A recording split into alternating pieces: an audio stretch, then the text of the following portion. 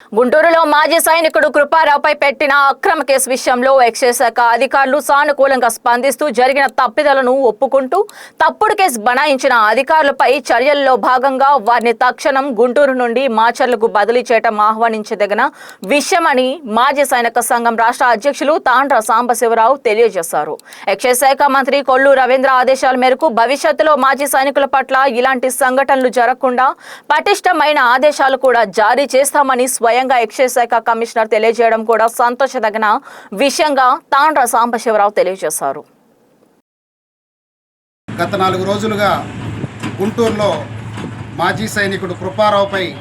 Excise శాఖ సిబ్బంది చేసినటువంటి దౌర్జన్య కాండ గురించి మరి మనందరం కూడా స్పందించటం, మరి అందులో భాగంగా మాజీ సైనికుడికి న్యాయం చేయకపోతే 2 రోజుల్లో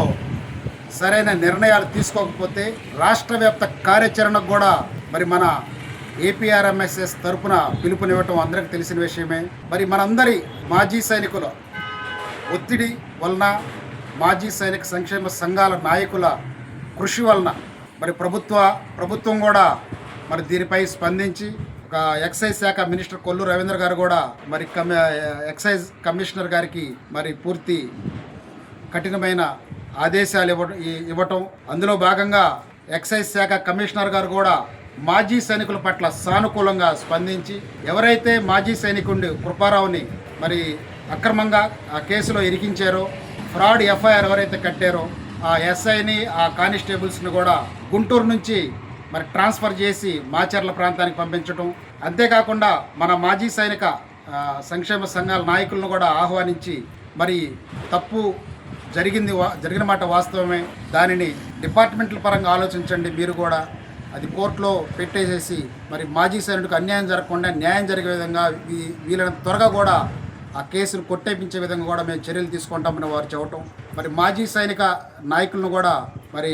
ఎక్సైజ్ శాఖ కమిషనర్ గారు మరి పూర్తిగా గౌరవించుకోవటం, మరి భవిష్యత్తులో ఆర్మీ క్యాంటీన్ నుంచి తీసుకొచ్చుకునే క్రమంలో లేదా మాజీ సైనికుల దగ్గర ఉన్నటువంటి మందుకు లిక్కర్ వ్యవహారంలో కూడా అత్యుత్సాహంతో ప్రవర్తించవద్దు అని చెప్పి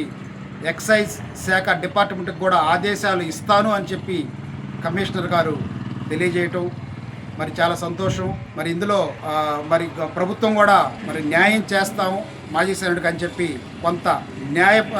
మరి ఆ దిశగా కూడా వారిని ట్రాన్స్ఫర్ చేయటం కూడా కొంత ఆహ్వానించదగిన విషయమే. మరి అన్ని విషయాల మీద మనం ఏదైతే పిలుపునిచ్చామో 2 రోజుల్లో న్యాయం చేయకపోతే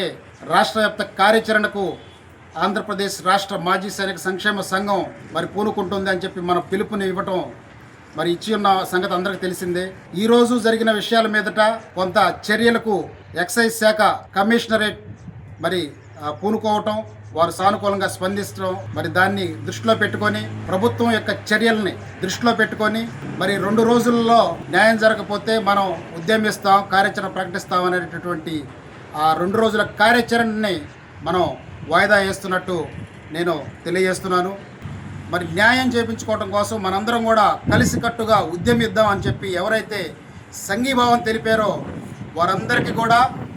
మన ఏపీఆర్ఎంఎస్ఎస్ తరఫున మరి ధన్యవాదాలు తెలియజేస్తున్నాను, కృతజ్ఞతలు తెలియజేస్తున్నాను.